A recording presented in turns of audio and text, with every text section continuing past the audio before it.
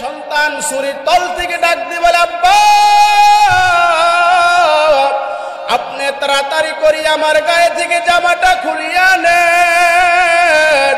আমার মা দুঃখিনী ঘরের মধ্যে বসে আছে।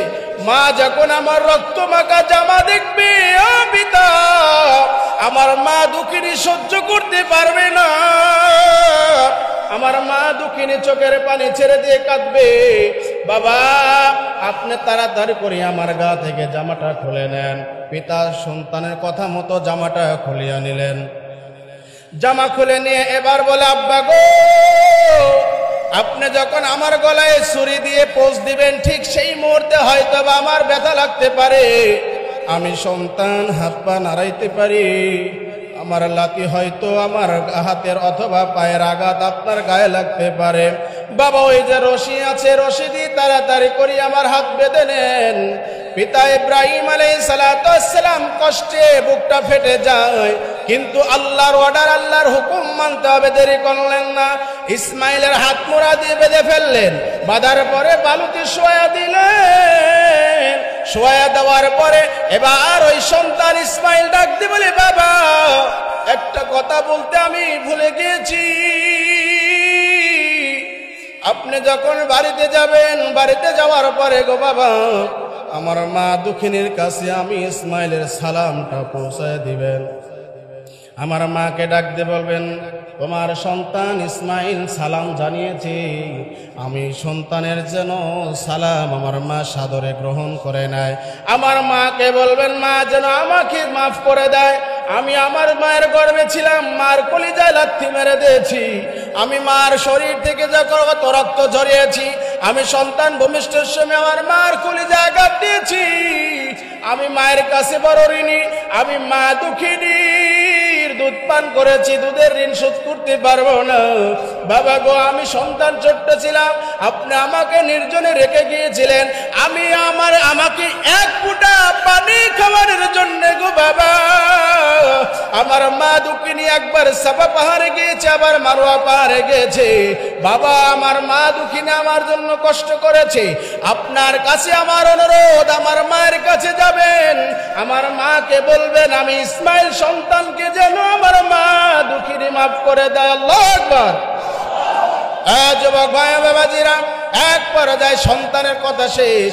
এবার সন্তান ডাক দিয়ে বলে, পিতা গো আর দেরি কইরেন না, দ্রুত করিয়া আপনি আমাকে আপনার হুকুম, যে আল্লাহ হুকুম দিয়েছে, আপনি তাড়াতাড়ি করে পালন করা শুরু করে দেন। ইসমাইল আলাইহিস সালাম শুয়ে আছেন। ইব্রাহিম আলাইহিস সালাম ছুরি চালানো শুরু করে দিল। ছুরি চালাইতেছেন, ছুরি চালাইতে এক পর্যায়ে একবার যখন ছুরি চালালেন গলাটা কাটলো না। এমনকি গলা তো কাটা দূরের কথা, একটা পশম পর্যন্ত কাটলো না। এরপরে ইব্রাহিম আলাইহিস সালাম ভাবলেন হয়তো বা আমার ছুরিতে ধার কমে গিয়েছে। ছুরিটা আবার নতুন করে ধার দেওয়া হলো, আবার গলার মধ্যে পোঁচ দিল, কিন্তু কোনো প্রকারে গলা কাটলো না। ইসমাইল ডাক দিয়ে বলে, আব্বা আপনি ভয় পাচ্ছেন, তাহলে এক কাজ করুন, আমার জামাটা আছে, জামাটা আপনি আপনার চক্ষু আপনি বেঁধে ফেলেন। ইসমাইল এবার বাবাকে সান্ত্বনা দিয়ে বলে, বাবা হাসরের ময়দানে আপনার সাথে দেখা হবে, চক্ষু বেঁধে এমন জোরে আপনি আমার গলায় পোঁচ দিবেন যাতে করে আর দেরি না হয়, কাটা শুরু করে দেন। আল্লাহু আকবার।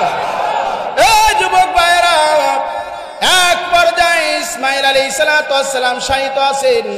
ঠিক সেই মুহূর্তে ইব্রাহিম চক্ষু বেঁধে ফেলেছে।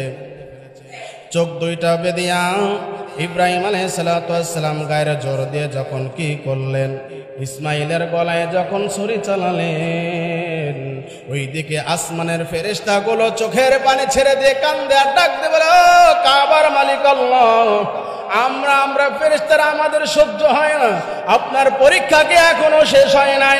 আপনার ইসমাইলকে ইব্রাহিম জবো করে দিবে, এখনই কি আপনার কি এখনো পরীক্ষা শেষ হয় নাই?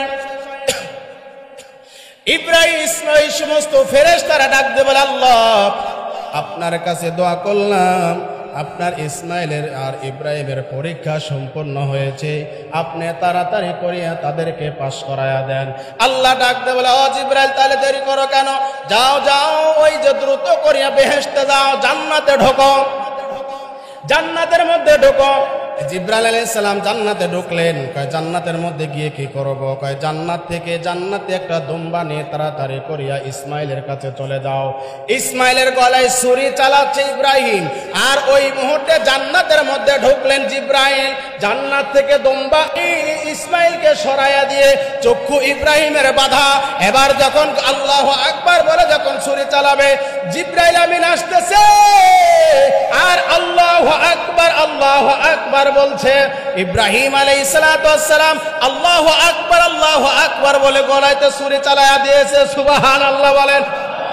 যখন ছুরি চালিয়ে দিয়েছে চক্ষু বাঁধিয়া, এমন সময় দেখে গলগল করে গরম রক্ত বের হয়ে গিয়েছে। গরম রক্ত বের হইয়া ইব্রাহিমের হাত দুইটা ভরে গিয়েছে, রক্তে ভিজে গিয়েছে। ইব্রাহিম আলাইহিস সালাম খুশি হয়ে গিয়েছে, আল্লাহর হুকুম আমি পালন